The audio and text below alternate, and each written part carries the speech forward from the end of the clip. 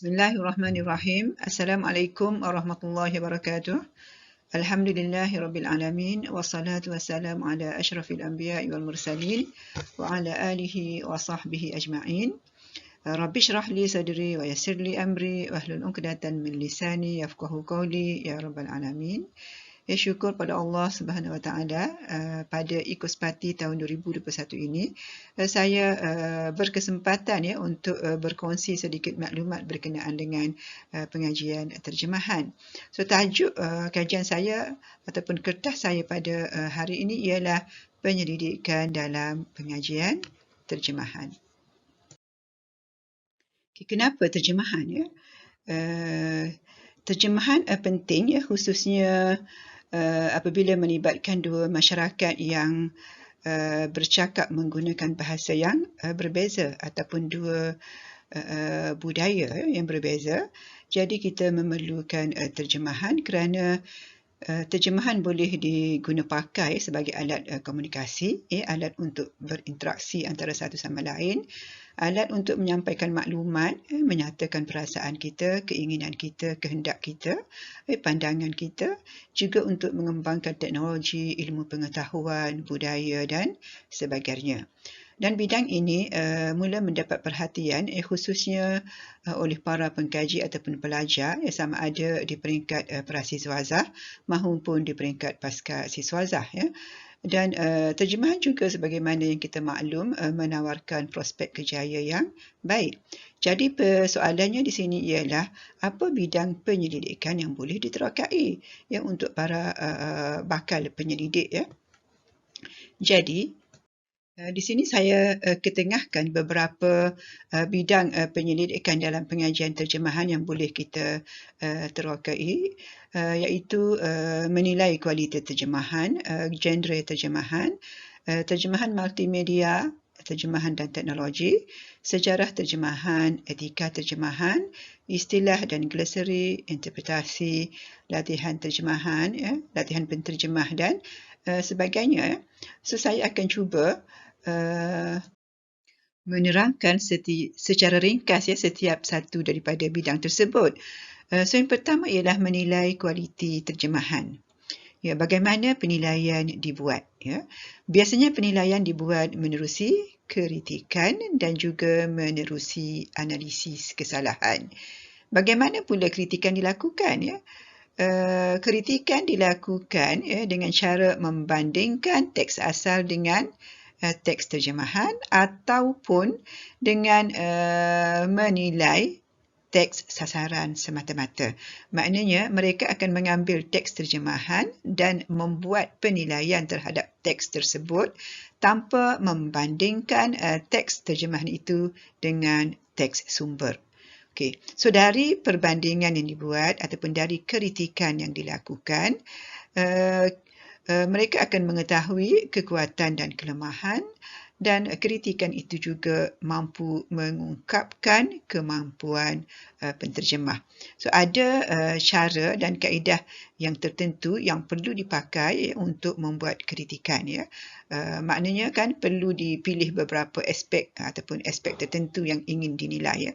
Bukan semua yang ada dalam teks tu yang biasanya dinilai, tetapi beberapa ataupun teks-teks tertentu sahaja yang dipilih. Contohnya kalau mungkin kita boleh buat penilaian penterjemahan aspek budaya ataupun yang melibatkan idiom dan peribahasa ataupun yang melibatkan perkataan ya dan sebagainya. Cara kedua kritikan dibuat ialah menerusi analisis kesalahan ya. Biasanya analisis kesalahan dibuat dalam latihan penterjemahan. Maknanya di sini tugasan terjemahan yang dilakukan oleh para pelajar akan dinilai oleh pensyarah kursus berkenaan. So penilaian dilakukan untuk membaiki ataupun memurnikan lagi tugasan terjemahan itu. Okay, yang kedua ialah genre terjemahan. Okay, genre ialah jenis ataupun kategori teks ya. Karya terjemahan boleh dibahagikan kepada dua kelompok besar, iaitu teks sastra dan juga teks ilmiah. Yang berada di bawah teks sastra contohnya ialah karya drama, puisi, prosa dan begitu juga dengan sastra kanak-kanak. Manakala teks yang berada di bawah kelompok teks ilmiah ialah seperti teks suci Al-Quran, teks agama, teks pelancongan, teks teknikal, undang-undang, perniagaan, politik, perubatan, sejarah dan sebagainya. Seterusnya ialah terjemahan multimedia. Multimedia biasanya berkait dengan penggunaan lebih daripada satu jenis media untuk menyajikan informasi. Dan biasanya dalam terjemahan multimedia, dalam terjemahan multimedia, ia melibatkan teks audio visual, seperti program TV, radio, filem, drama, opera, teater, animasi dan sebagainya.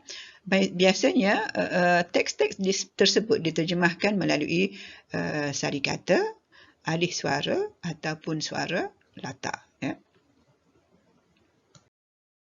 Yang keempat ialah terjemahan dan teknologi. So, biasanya yang akan dikaji, dikupas ialah terjemahan komputer ataupun terjemahan berbantukan komputer, menilai software ataupun perisian terjemahan tertentu, ataupun penyelidik juga boleh melihat kesan teknologi terhadap terjemahan, ataupun terjemahan website dan laman web.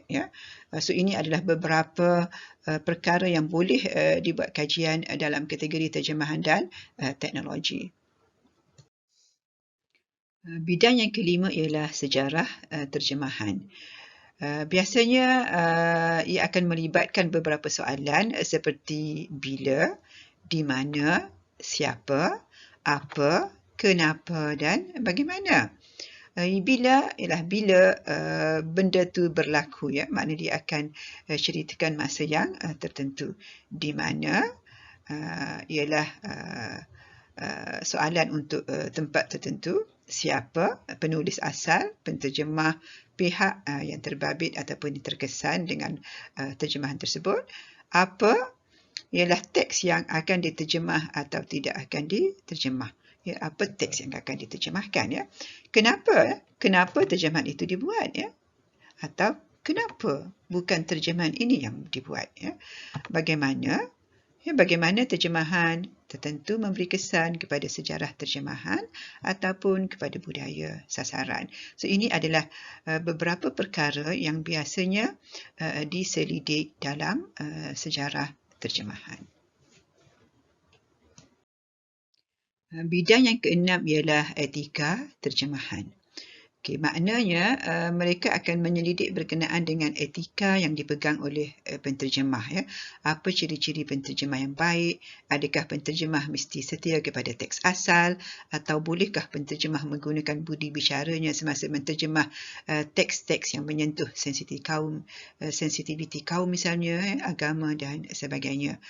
Ia juga membincangkan faktor budaya ataupun ideologi yang memberi kesan kepada etika penterjemah. Kemudian codes of practice. Ini juga dibincangkan dalam etika terjemahan. Makna kod latihan tertentu yang perlu diikut oleh penterjemah. Adakah kod semua negara sama ataupun berbeza?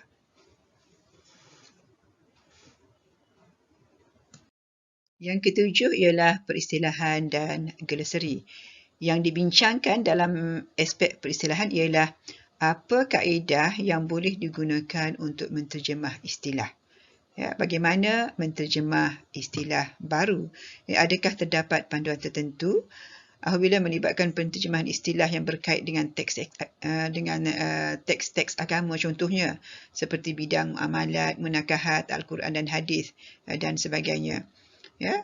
Dan siapa yang boleh dirujuk dan diminta bantuan kalau penterjemah menghadapi masalah, kepada siapa, dan apa peranan pihak berkaitan seperti Dewan Bahasa dan Pustaka dalam hal ini.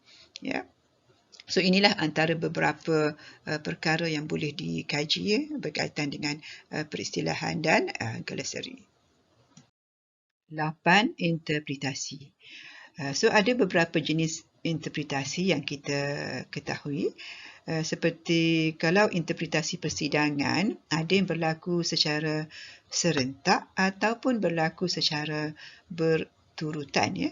Ada juga interpretasi yang kita kenali sebagai interpretasi liaison, ya, iaitu yang kita kenali sebagai dialog ataupun interpretasi community. Biasanya berlaku dalam bentuk dua arah, ya, seperti interpretasi yang dilakukan oleh interpreter kepada satu kumpulan pelancong, ya. Begitu ada juga interpretasi mahkamah, ya. Yang ni juga berlaku dua arah antara jurubahasa dengan pelanggan, ya. Dan dalam interpretasi yang dibincangkan ialah orang yang terlibat dalam proses tersebut, apa tujuan interpretasi itu, bagaimana prosesnya, bagaimana proses yang berlaku, ya, dan apa produk yang terhasil, ya, apa mutu produk tersebut. Ini adalah beberapa perkara yang dibincangkan dalam interpretasi. Bidang yang seterusnya ialah proses terjemahan. Yang boleh dikaji ialah kajian tempat kerja, ya, yang berkaitan dengan kehidupan bekerja dan keadaan penterjemah itu sendiri, ya. Bagaimana keadaan, bagaimana emosinya, bagaimana cabaran yang dihadapi oleh penterjemah itu, apa cara mereka menyelesaikan masalah tersebut, apa alat bantu yang mereka gunakan, dan sebagainya. Okay, seterusnya ialah kajian protokol, iaitu mengkaji proses membuat keputusan, ya, dalam penterjemahan. Maknanya kaedah apa yang mereka gunakan untuk menyelesaikan masalah yang mereka hadapi. Maknanya mereka perlu buat keputusan apabila menghadapi masalah tertentu. Mungkin dengan menggunakan kaedah berfikir secara langtang ataupun dengan menggunakan kaedah temu bual retrospektif, ya. Bidang yang seterusnya ialah latihan penterjemah. Ada beberapa perkara yang boleh dibuat kajian berkaitan dengan latihan penterjemah, seperti reka bentuk kurikulum, iaitu apa yang mahu diajar dan bagaimana menguruskan para pelajar. Pelaksanaan yang ada yang berkaitan dengan isi, penyampaian dan penilaian. Maknanya apa isi yang nak diajar, bagaimana penyampaian itu dilakukan dan apa kaedah untuk menilai para pelajar. Kemudian masalah yang dihadapi oleh pelajar ataupun yang melibatkan tenaga pengajar. Adakah masalah itu masalah biasa ataupun masalah universal ataupun masalah khusus yang berkait dengan kurikulum ataupun dengan kaedah penyampaian ataupun dengan penilaian ataupun dengan para pelajar itu sendiri. Kemudian yang boleh juga dikaji ialah dimensi profesionalnya, ya, bagaimana nak memperkenalkan profesion ini ke dalam program latihan. Kemudian profesion terjemahan. So, profesion terjemahan biasanya melihat kelayakan keahlian, sifat proses pensijilan jika ada, status penterjemah sama ada bebas, penterjemah bergaji, penterjemah sambilan, ya, ataupun penterjemah bidang kepakaran, ya. Begitu juga yang dilihat ialah kod etika persatuan, ya, faedah keahlian, peranan persatuan dalam pembangunan polisi terjemahan, dan juga program persatuan untuk meningkatkan keprofesional ahli. Ini biasanya bidang-bidang ni dikaji dalam profesion terjemahan. Okay, apa langkah seterusnya? Apa yang perlu kita lakukan setelah bidang kita pilih? Mana daripada beberapa bidang yang diketengahkan tadi, anda semua telah memilih satu bidang yang antum memang minat bidang tersebut, yang antum telah pilihnya maknanya dengan kehendak antum sendiri, yang tidak ada paksaan. Okey, setelah bidang kita dapat, apa seterusnya yang perlu kita lakukan? Biasanya para penyelidik ataupun para pelajar ataupun calon di peringkat master ataupun PhD akan mengemukakan satu proposal penyelidikan untuk dibentangkan ya kepada para pensyarah ataupun ahli jabatan ya. Okay, proposal penyelidikan ni dia macam satu cadangan penyelidikan, bentuknya ringkas tetapi penuh dengan maklumat. Apabila dibaca, pembaca akan faham apa yang akan dilakukan oleh penyelidik. Apa isu utama yang dibahaskan, apa metod yang akan digunakan, apa teori yang akan digunakan. Ya. So sebelum proposal penyelidikan dibuat, biasanya beberapa perkara perlu dilakukan ya. Pertama sekali ialah calon perlu membuat kajian ataupun membuat bacaan ya terhadap kajian-kajian yang ada, kajian sebelum ya, ataupun yang kita panggil literature review. So daripada literature review tersebut, kita akan dapat tahu apa yang telah dikaji oleh penyelidik sebelum kita, apa penemuan mereka, apa metod yang mereka gunakan, apa teori yang mereka gunakan, dan kita boleh lihat persamaan kajian sebelum dengan kajian kita kalau ada, ataupun perbezaan antara kajian sebelum dengan kajian yang akan kita lakukan. So daripada kajian sebelum ni juga kita akan kita akan temui satu isu yang boleh menyumbang kepada bidang yang boleh kita angkat sebagai tajuk penyelidikan kita. Ya. Dan kita juga boleh lihat ya cadangan yang diberikan oleh para penyelidik terdahulu. Biasanya dalam tesis peringkat master ataupun PhD akan ada di bahagian penutup satu subtopik iaitu cadangan yang dikemukakan kepada penyelidik akan datang. So dari situ entum boleh dapatkan idea ya untuk membina tajuk entum sendiri ya. Okey, selepas kita dah baca, dah lihat cadangan daripada penyelidik dahulu, di sini lepas tu kita boleh, maknanya daripada situ kita dah bentuk pernyataan masalah kita, kita dah bentuk persoalan kajian kita pun dah ada rangka penyelidikan kita, apa yang kita nak buat. So selepas benda-benda tu dah ada, dan terutamanya data kita ya, data memang kita dapat daripada pembacaan dahulu ataupun daripada teks yang kita pilih, yang kita akan analisis nanti. So daripada apabila perkara-perkara itu dah ada, kita boleh pilih teori yang sesuai. Okay, teori mana yang kita nak gunakan, sama ada teori itu adalah teori linguistik tooling ataupun teori yang berkait dengan terjemahan.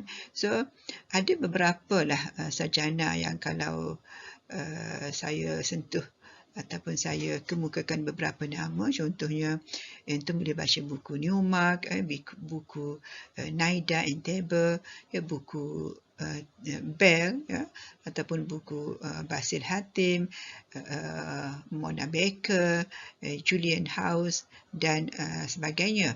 So bila baca buku-buku yang berkaitan dengan teori tadi, entum akan dapat pendedahan dan akan dapat membuat keputusan teori mana yang sesuai dengan data entum, yang sesuai dengan rangka penyelidikan entum. Okay, setelah teori dipilih, entum boleh mula memilih metod, dan sebagaimana metod-metod lain, metod yang boleh digunakan dalam penyelidikan terjemahan sama saja, iaitu sama ada metod kuantitatif ataupun kualitatif. Ya, so pemilihan metod juga bergantung kepada data, teori dan juga framework.